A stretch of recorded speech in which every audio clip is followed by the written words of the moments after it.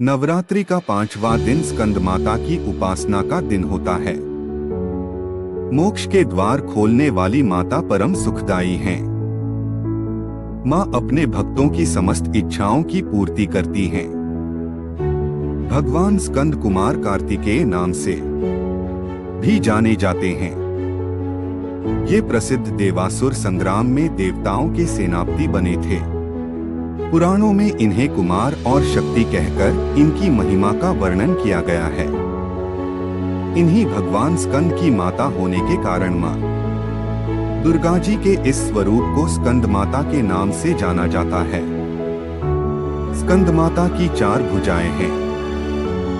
इनके दाहिनी तरफ की नीचे वाली भुजा जो ऊपर की ओर उठी हुई है, उसमें कमल पुष्प है। बाईं तरफ की ऊपर वाली भुजा में वर मुद्रा में तथा नीचे वाली भुजा जो ऊपर की ओर उठी है, उसमें भी कमल पुष्प ली हुई है। इनका वर्ण पूर्णतः शुभ्र है। ये कमल के आसन पर विराजमान रहती हैं। इसी कारण इन्हें पद्मासना देवी भी कहा जाता है। इनका वाहन सिंह शेर है। महत्व नवरात्रि पूजन के 5वें दिन का शास्त्रों में पुष्कल महत्व बताया गया है। इस चक्र में अवस्थित मन वाले साधक की समस्त बाह्य क्रियाओं एवं चित्तवृत्तियों का लोप हो जाता है। वह विशुद्ध चैतन्य स्वरूप की ओर अग्रसर हो रहा होता है। साधक का मन समस्त लौकिक, सांसारिक, मायिक बंधनों से विमुक्त होकर पद्मासना स्कंद माता के स्वरूप में पूर्णतः तल्लीन होता है।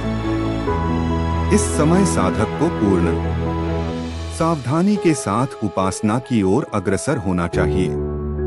उसे अपनी समस्त ध्यान वृत्तियों को एकाग्र रखते हुए साधना के पथ पर आगे बढ़ना चाहिए।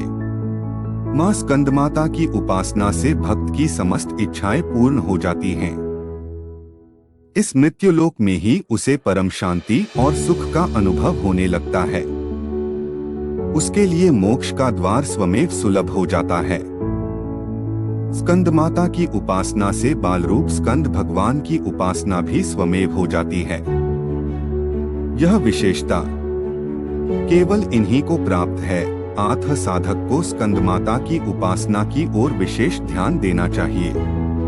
सूर्यमंडल की अधिष्ठात्री देवी होने के कारण इनका उपासक अलौकिक तेज एवं कांति से संपन्न हो जाता है।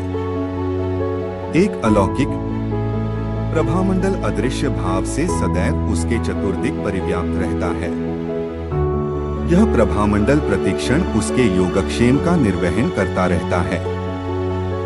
हमें एकाग्र भाव से मन को पवित्र रखकर मां की शरण में आने का प्रयत्न करना चाहिए। इस घोर भवसागर के दुहखों से मुक्ति पाकर मोक्ष का मार्ग सुलभ बनाने का इससे उत्तम उपाय दूसरा नहीं है।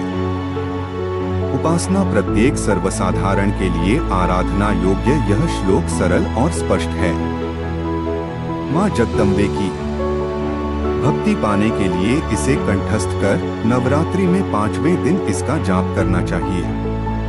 या देवी सर्वभूतेषु मां स्कंद माता रूपेण संस्थिता। नमस्तस्यै नमस्तस्यै नमस्तस्यै नमो नमः।